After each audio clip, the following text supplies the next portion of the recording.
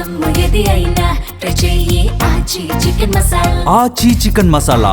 ఏపీలో బోమన versus B R Naidu episode రచ్చ కొనసాగుతోంది. గత ప్రభుత్వ హయాంలో భగవద్గీత ముద్రణ పేరుతో 50 కోట్ల స్కామ్ చేశారని, ఈ స్కామ్ లో భూమన ఆయన కుమారుడి పాత్ర ఉందని ఆరోపించారు TTD chairman BR Naidu.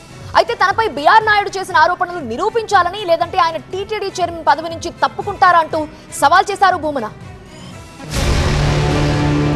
ఏడాదిన్నరగా AP రాజకీయాలు తిరుమల తిరుపతి దేవస్థానంలో వివాదాల చుట్టూ తిరుగుతున్నాయి. మొన్నటి వరకు జగన్ ప్రభుత్వ హయాంలో టీటీడీ లడ్డూ నెయ్యి కల్తీ ఆరోపణపై దుమారం రేగింది. ఇప్పుడు గత ప్రభుత్వ హయాంలో టీటీడీలో భగవద్గీత పుస్తకాల ముద్రణ పేరుతో అవినీతి జరిగిందని కూటమి నేతలు ఆరోపణలు చేస్తున్నారు. తిరుమల తిరుపతి దేవస్థానం చరిత్రలోనే ఈ భగవద్గీత పుస్తకాల కుంభకోణం అతిపెద్ద స్కామ్ అని టీటీడీ చైర్మన్ బిఆర్ నాయుడు ఆరోపణలు చేశారు. 15 పేజీల్లో భగవద్గీత ముద్రించి హిందువుల మనోభావాలు దెబ్బతీశారని, 50 కోట్ల రూపాయల టీటీడీ నిధులు దుర్వినియోగం స్కామ్ లో భూమనతో పాటు ఆయన కుమారుడు ఉన్నారని బిఆర్ నాయుడు అన్నారు. 1 కోటి పుస్తకాలు ప్రింట్ చేశారు 5 లాంగ్వేజ్ల్లో భగవద్గీత అని. 50 కోట్లు ఖర్చు పెట్టారు దానికి. 50 లక్షల్లో 32 లక్షల పుస్తకాలు ఇంకా గోడౌన్లో పడి ఉన్నాయి. అదొకటి అడ్డం మనకు. ఆ భగవద్గీతలో చూస్తే ఎవడు మొహాన్ని వస్తారు, అందులో ఏమీ లేదు. ఇలా ఆ భగవద్గీత పుస్తకాల్లోనే ఎలక్షన్ చేశాడు ఆయన. ఇప్పుడు ఆయన కొడుకు ఇరుకుతాడు, ఆయన ఇన్వాల్వ్ ఉన్నాడు ఈ స్కామ్లో. భగవద్గీత ముద్రణపై స్కామ్ ఆరోపణలపై టీటీడీ మాజీ చైర్మన్ భూమన కరుణాకర్ రెడ్డి స్పందించారు. తనపై చేసిన ఆరోపణలు నిరూపించాలని టీటీడీ చైర్మన్ బిఆర్ నాయుడుకి భూమన సవాల్ చేశారు.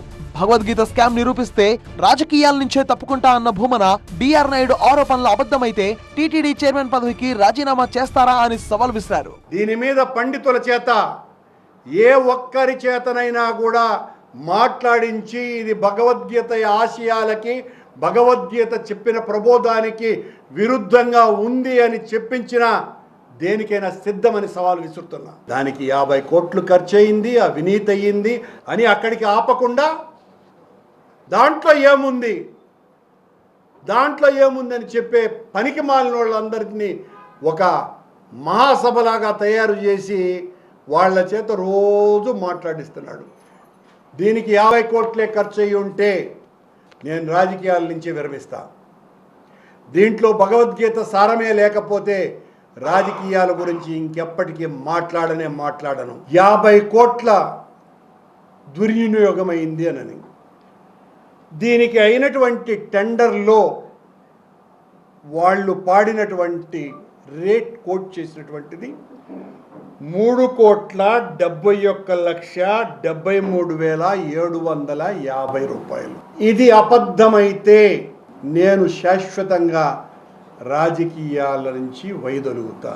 ఇది నిజమైతే, నువ్వు చెప్పింది అబద్ధమైతే సరే, నువ్వు ఎట్టాగూ మొన్న జరిగిన అంత అనైతిక పనికి కూడా సిగ్గు విడిచి రాజీనామా చేయనన్నావు కాబట్టి కనీసం దీనికన్నా రాజీనామా చేయగలవా అని ఛాలెంజ్ విసురుతున్నా. భూమన హయాంలో మొత్తం శ్లోకాలు లేకుండా భగవద్గీత ముద్రించి హిందువుల మనోభావాలు దెబ్బతీశారని ఏపీ బ్రాహ్మణ కార్పొరేషన్ చైర్మన్ బుచ్చి రాంప్రసాద్ అన్నారు. 52 లక్షల భగవద్గీత పుస్తకాలు ప్రింట్ చేయించి ఎందుకు పంచలేదో భూమన సమాధానం చెప్పాలన్నారు.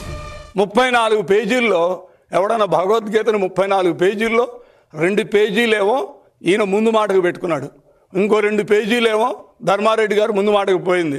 ప్రింటర్ వేసిన దానికి 2 పేజీలు పోయింది. అంటే దగ్గర 6 నుంచి 8 పేజీలు వీళ్ళు రాసుకోవడానికే సరిపోయింది. తర్వాత వీళ్ళు చేపెట్టింది ఏంటంటే భగవద్గీతలో ఇదిగో శ్లోకాలు లేవు, ఏమీ లేవు, మీరు కొట్టించిన బుక్కులు మీరున్నప్పుడు పంచారా లేదా, ఎందుకు పంచలేకపోయారు, ఎక్కడ ఉంచారు, ఎప్పుడు ఆర్డర్ ఇచ్చారు, ఎప్పుడు వచ్చినాయి, ఎప్పుడు ఇవి పంచకుండా ఉంచారు. అంటే ఏంటంటే దేవుడు సొమ్ముని ఏ విధంగా దుర్వినియోగం చెయ్యాలో అనే దానికి మీరు మాస్టరు PhD తీసుకున్నారు.